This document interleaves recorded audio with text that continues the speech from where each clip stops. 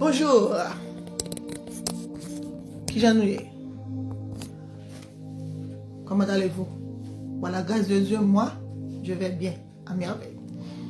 Aujourd'hui, on va continuer avec la troisième partie du mariage qui, comme j'avais dit tantôt, qui est la stratégie, la meilleure, la plus grande stratégie de Dieu pour accomplir son plan, ses desseins sur la terre des hommes. J'espère que vous allez écouter avec attention, tirer des leçons positives pour votre vie future, pour la vie de vos enfants et partager, like. Encore une fois, bonjour à tous. Et c'est la sœur Marcel qui rentre chez vous avec joie, avec beaucoup de plaisir pour vous parler de la dernière partie des séries du mariage. Le mariage, c'est très très important. Les enfants ne doivent pas se marier. Le mariage n'est pas fait pour les enfants. Le mariage est fait pour les adultes matures, les gens matures spirituellement, matures physiquement et matures économiquement et socialement. C'est pas fait pour les enfants. Le mariage, c'est une institution biblique très important, institué par Dieu pour accomplir son plan sur la terre. On avait parlé du mariage et on avait dit que il y a 6 caractéristiques des gens à ne pas marier. Premièrement, on avait parlé de la violence, les gens violents, les gens impudiques et les gens qui n'ont pas la crainte de Dieu. Aujourd'hui, on va terminer avec les 3 autres caractéristiques, les gens irresponsables, et les négligents, les irresponsables, les négligents et les immatures. Ok? Aujourd'hui, on va en parler de ces 3 caractéristiques pour terminer, pour conclure, pour clore avec cette série du mariage. Et on a le texte, notre texte de base qui est 2 Corinthiens 6, 14 qui dit que ne vous mettez pas avec les infidèles sous un joug étranger. Car quel rapport y a-t-il entre la justice et l'iniquité? Ou qu'y a-t-il de commun entre la lumière et les ténèbres? Le mariage, c'est une institution instituée par Dieu pour accomplir son dessein sur la terre des hommes. Et nous avons beaucoup d'exemples dans la Bible. Par exemple, Dieu toujours avait dit aux enfants d'Israël de ne pas se mêler avec les étrangers, les femmes étrangères. C'est de même pour nous, les chrétiens. Quand vous allez choisir quelqu'un pour vous marier, il faut d'abord, même si vous voyez la personne vous attire, il faut contrôler, il faut avoir de contrôle de ses émotions pour ne pas vous lancer sans aller et demander à Dieu. Il faut premièrement rentrer dans la prière pour éteindre la flamme de vos émotions, parce qu'on ne se marie pas par émotion ni par prophétie. Si tu te maries par émotion, par prophétie, tu vas te divorcer par prophétie, par émotion. Par exemple, si la personne est jolie, la personne est belle, à la longue, la personne va vieillir, la beauté va s'éteindre. Donc, il faut aller premièrement dans la prière, dans le secret. Parle avec ton Dieu.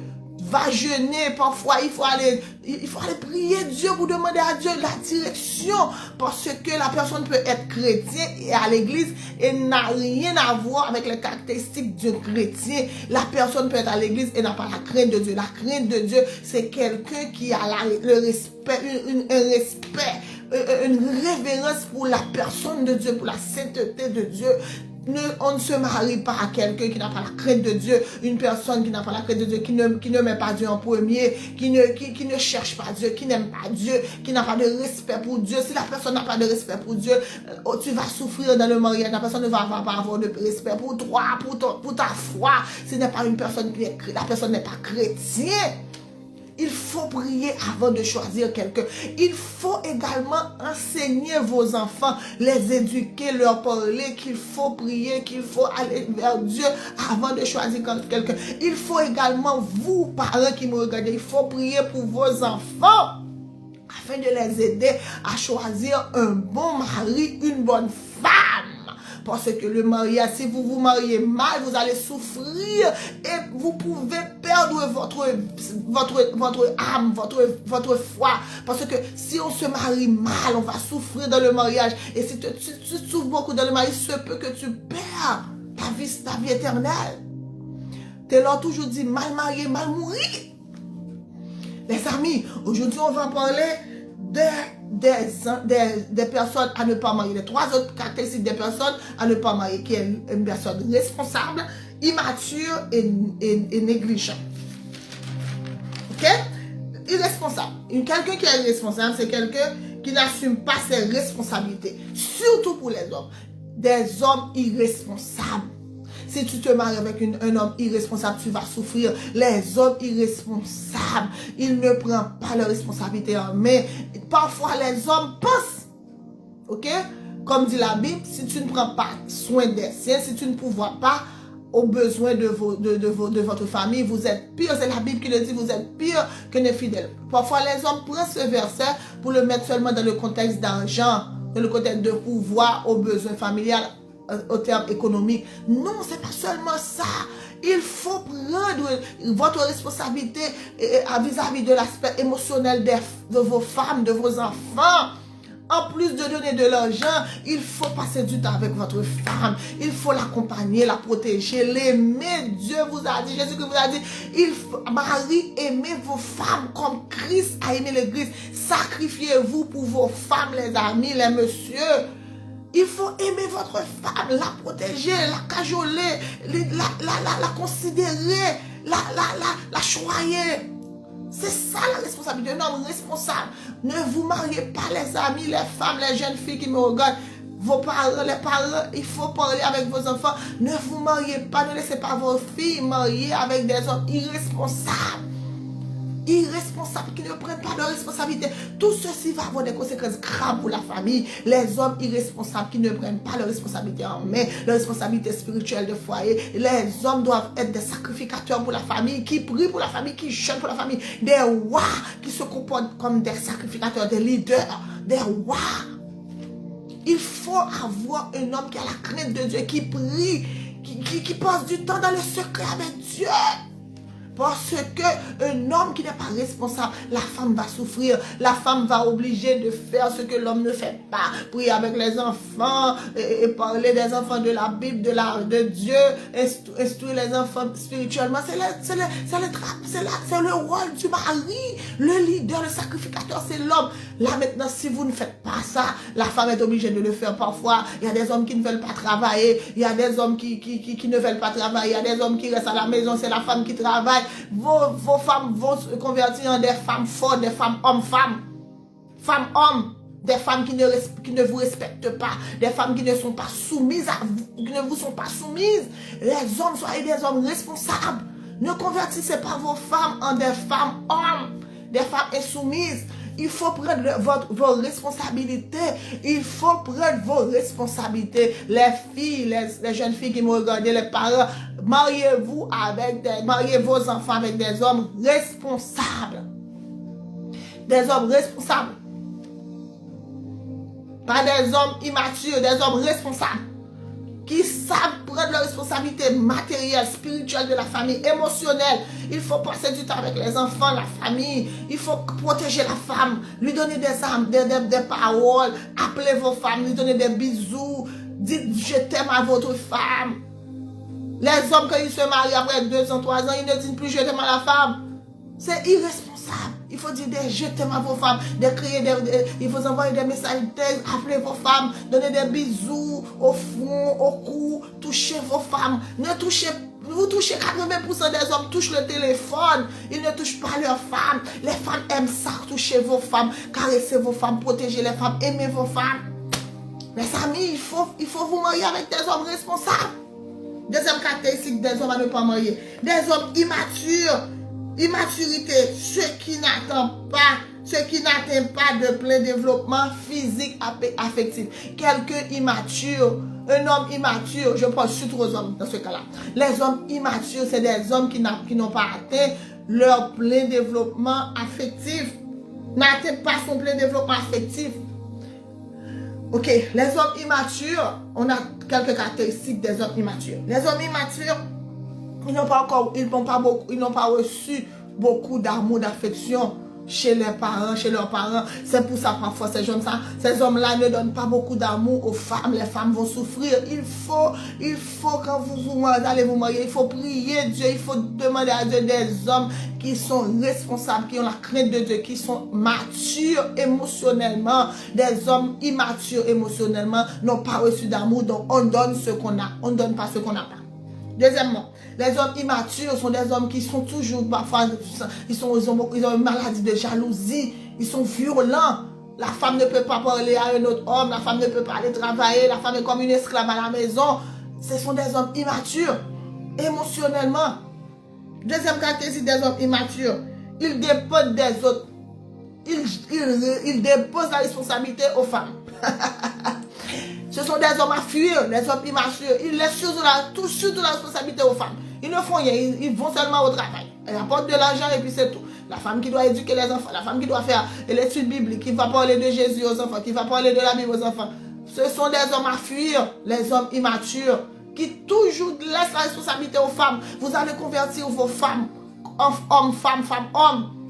Elles ne vont pas vous respecter, elles vont être soumises.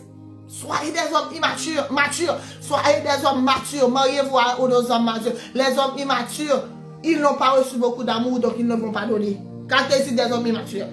Ils sont violents, ils sont jaloux. Troisième caractéristique des hommes immatures. Ils dépendent surtout des autres. Ils laissent toujours la responsabilité aux hommes. Ils lèguent la responsabilité aux hommes. Ils dépendent de l'amour des autres. Ils dépendent de l'affection des autres. Vous n'allez pas être heureuses, les femmes. Mariez-vous avec des hommes matures. Les hommes immatures dépendent de l'amour des autres. Laissent la responsabilité aux femmes. Les hommes immatures, ils fuient les conflits. Quand il y a un problème au niveau du foyer, il y a un problème à gérer, ils ne rentrent pas dans la prière. Par exemple, s'il y a des conflits de personnalité, des conflits de caractère, ils fuient la maison, ils laissent la maison, ils vont chez leur mère. Il faut éviter, il faut fuir ces hommes-là. Les hommes immatures ne gèrent pas les conflits, ils fuient les conflits. Ils ne mettent pas le caractère d'homme pour s'asseoir avec la femme, pour gérer les conflits. Ils fuient, ils vont chez les amis, ils vont chez leur maman, ok, les mères, ils vont chez les parents, les pères. Ils ne s'assoient pas pour gérer les conflits. Par exemple, quel que soit le mariage, il y a des conflits. On n'est pas parfait. Ce sont des personnes imparfaites qui se mettent dans le foyer. Ce sont des personnes qui ont reçu des éducations différentes, qui se marient. Ce ne sont pas des personnes imparfaites qui se marient, ce sont des personnes imparfaites qui se marient. Les hommes qui fuient le conflit, ce sont des hommes irresponsables à ne pas se marier. Il y a ces caractéristiques des hommes immatures. Je le répète, ils n'ont pas d'amour. Ils n'ont pas reçu assez d'amour, donc ils ne peuvent pas donner. Ils sont violents, ils sont jaloux. Ils sont des malades, des jaloux malades. La femme ne peut pas aller travailler, la femme ne peut pas parler au téléphone. Ce sont des malades, il faut être libéré de ça. Ce sont des hommes possédés, la jalousie, de la personne violente, invivable. Troisième caractéristique des hommes immatures, ils dépendent des autres, ils dépendent de l'affection des autres. Quatrième caractéristique des hommes immatures, ils lèguent la responsabilité aux femmes. Les femmes se convertissent en homme, femme, femme, homme, femme. Ces femmes-là, elles sont frustrées. Elles ne vous respectent pas. Elles ne vous honorent pas. Elles sont frustrées. Elles font tout à la maison. Il faut éviter ces hommes-là. C'est comme caractéristique des hommes immatures. Ils n'aiment pas les conflits, ils n'aiment pas gérer les conflits. Vous devez être des garçons pour entrer dans le mariage. Des garçons, femmes n'entrent pas devant le mariage. Des garçons. Vous devez être des garçons qui savent gérer les conflits pour entrer dans le mariage. Qui savent gérer une famille, qui savent gérer une famille, qui savent prendre des responsabilités pour la famille, qui savent donner des ordres à la famille et que la femme exécute. Ce sont des hommes-là qu'il faut se marier, les filles. Les parents qui me regardent, les hommes irresponsables, immatures, vont faire souffrir vos filles. Elles vont souffrir, elles vont pleurer, elles vont devenir vieilles, avant même qu'elles ont 50, 60 ans. Il faut éviter ces hommes-là. Ils n'aiment pas le conflit. Ils fuient le conflit, ils vont chez maman, chez papa, chez des frères. Ils vont dormir à l'hôtel chez des amis. Ils ne vont pas s'asseoir comme garçons pour gérer leur conflit. Il faut éviter ces hommes-là. En dernier lieu, des hommes négligents. trois caractéristiques, j'avais dit, irresponsable, immature, en dernier lieu, négligent. Cette négligence-là, c'est quoi la définition de négligence? Ce sont des personnes qui n'ont pas, qui fait des choses sans attention, sans concentration. Ils manquent de diligence, ils manquent d'attention, elles font les gens, elles disent toujours des excuses. J'ai oublié. Les gens négligents, des hommes négligents. J'ai oublié. Ils n'ont pas de diligence, ils n'ont pas d'attention. Ils oublient toujours ces hommes-là. C'est quoi la diligence? La diligence, c'est la rapidité, la promptitude, la rapidité d'exécuter une tâche. Des hommes qui ne sont pas, qui sont négligents, ce sont des hommes qui n'ont pas de diligence. C'est-à-dire qui n'ont pas la rapidité pour exécuter une tâche. Qui laissent toujours, oh, pour demain, je vais le faire demain. Ils oublient toujours. Il faut éviter ces hommes-là. Les hommes qui sont négligents. Ils oublient toujours. Ils laissent toujours pour demain. Ils n'ont pas de rapidité pour exécuter une tâche. Par exemple, la famille va souffrir. La femme souffre. Oh, pourquoi tu n'as pas fait ça? Je n'ai pas encore le temps. Je vais le faire demain. Ça va se faire souffrir la famille, les enfants. Il faut éviter ces gens-là, ces hommes négligents, qui n'ont pas de diligence, qui ne font pas les actions, les choses rapides, qui laissent souffrir la famille. Alléluia, qui n'ont pas d'attention. Il faut éviter ces hommes-là. Bon, là maintenant je vais parler aux femmes négligentes. Mesdames, captain de mieux, sous son femme, captain de ou négligent, ou vague, ou sans coutia, avec des garçons qui ont fort. Ok? Faut qu'on ait une femme qui négligent, qui sans coutia. Wap fait mal ou souffrir. Il ne va pas dire ça, mais il a souffrir. Faut qu'on propre, faut qu'on Québécois la propre. Faut qu'on éduque ti moun yo, ti jeune fille, ti jeune garçon yo, puis on clean chambre yo, puis on toujours propre à sortir, puis on nettoyer corps yo, puis on toujours bien senti bon pour chambre yo propre, pour chambre yo bien rangé. Faut faire un travail parce que demain si Dieu veut y a pour remercier au conseil de parents, va parler avec nous. Nous pas jamais les petits jeunes filles au travail, petits jeunes garçons au travail, c'est coq yo, petits jeunes filles c'est princesse. Princesse qui ça? Gen mari al prend, gen nèg al prend, a souffrir, nèg pas accepter pour mal propre dans kay là. Faut ti moun yo propre, faut travail dans kay, faut ranger chambre yo, faut clean salon kay là, faut laver vaisseau, faut apprendre faire manger. Apprendre ti moun yo faire manger, ti fille contre ti garçon, moi même ti garçon gen, m'a montrer faire manger. Faut nous apprendre yo faire manger, ti fille ti garçon, faut apprendre yo faire manger. Après nous puis clean kala moi même la caille moi m'a fait table pour nous manger le dimanche ti monsieur mieux deux petits moun deux petits jeunes garçons gen c'est eux qui fait table là et l'aime fin manger l'aime fin manger à table chita yo débarrasser table là papa avec yo laver vaisseau il faut les mesdames qui négligent mesdames femmes capteur de mieux faut nous gérer maison nous mari nous passer nous l'ordre passer l'ordre dans kala nous même c'est pour nous gérer ti moun yo faire éducation ti moun yo montrer on laver vaisseau montrer faire manger ti fille ton petit garçon là jeune fille mariée avec on jeune fille mal propre il va nettoyer caille il va nettoyer il va instruire ti moun il va faire nettoyer chambre clean chambre yo nèg la pas content nèg ka fâché on l'a virer dol l'aller faut ti mesdames faut ti jeune fille propre là on sorti dans la rue faut sentir bon faut baigner faut propre faut manger chambre faut clean corps là sortir faut mettre corps bien propre. Faut toujours baigner propre tes corps avec culotte yo. Jeune maman qui regarde mieux.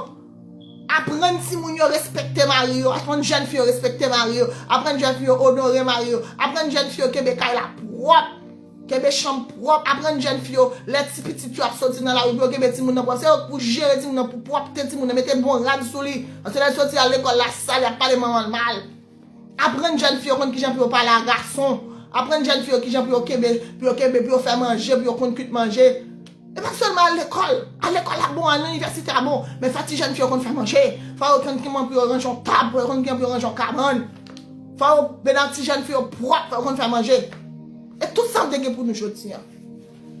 Pas marié avec garçon qui va gagner crainte bon Dieu. Nous même parents qui regarder mieux. Priez pour petit nous pour pas marier avec garçon pas gagner crainte bon Dieu qui va aimer bon Dieu, qui va mettre bon Dieu en premier. Deuxièmement avec garçon qui est pudique, les femmes. Troisième, garçon qui est violent. Pas qui te marie avec garçon qui est irresponsable, qui est négligent, qui est immature. M'a compris pour nous en français. Parce que j'ai beaucoup d'amis en français, c'est pour cela que je parle plus français que créole. Mais il y a des bagages où on dit seulement dans maman, vous dites, nous dans créole. Bon, je vais dire.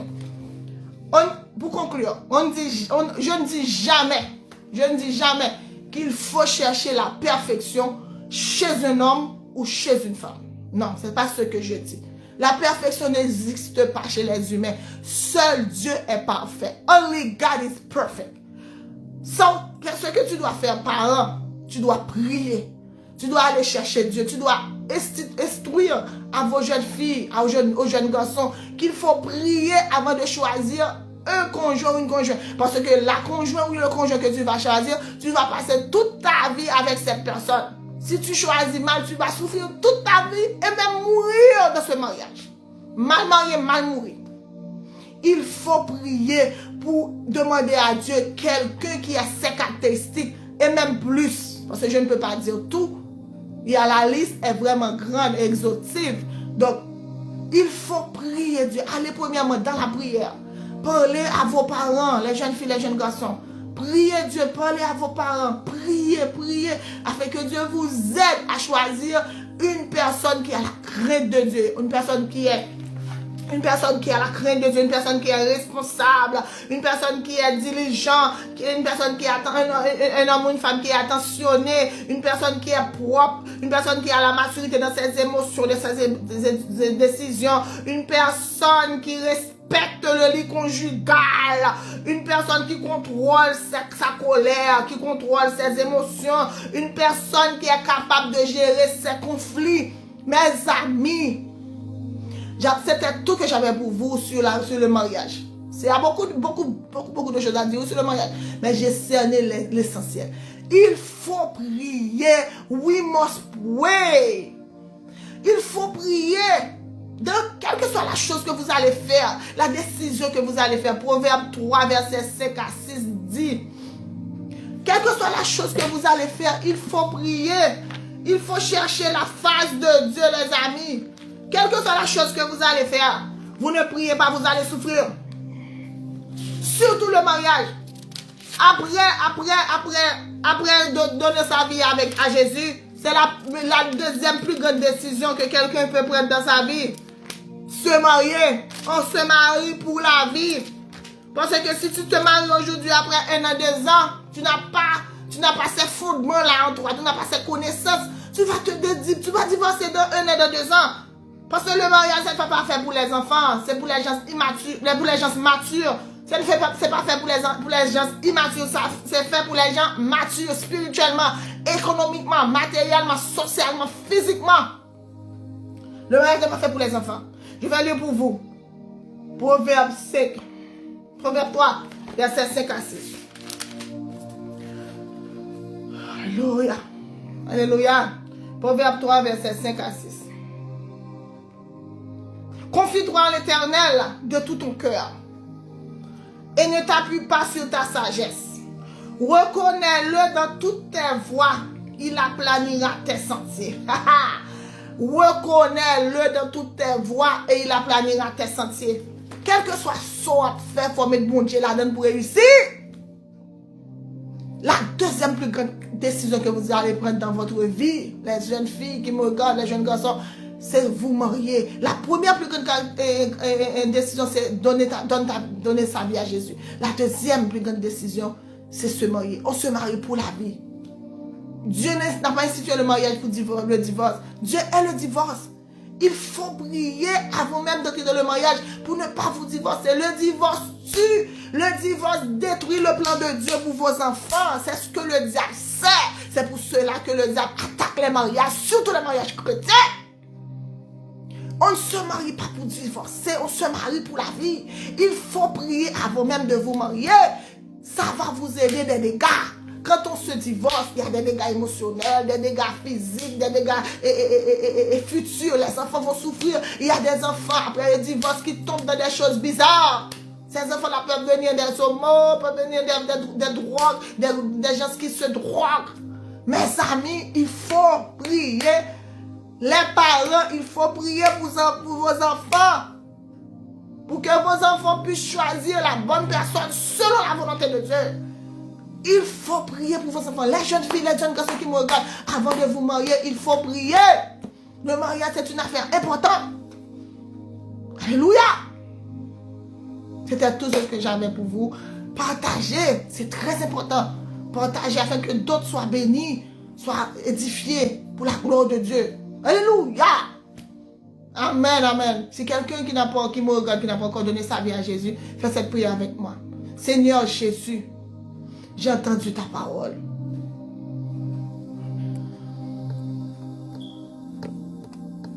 Seigneur Jésus, j'ai entendu ta parole. J'ai entendu ta servante qui a parlé. Je veux donner ma vie à Jésus. Je veux prendre la plus grande décision de toute ma vie. C'est celle de donner ta vie à Jésus. Je veux te donner ma vie, Seigneur. Prends ma vie. Reçois ma vie. Change ma vie. Pardonne mes péchés. Inscris mon nom dans le livre de vie. Efface mon nom dans le livre du diable. Pour la gloire de ton nom. Au nom de Jésus. Toi qui as fait cette prière avec moi, cherche une église là où le nom de Jésus fait autorité. Pas le nom de Marie. Marie n'a pas été mort et ressuscité pour donner la vie éternelle, mais Jésus. Cherche une église dont le nom de Jésus fait autorité et que tu vas persévérer dans la gloire. Tu vas te persévérer dans l'évangile et tu vas réussir ta vie chrétienne. Que Dieu vous bénisse. Bye bye. Partagez, likez. Que Dieu vous bénisse. À la prochaine. Bye.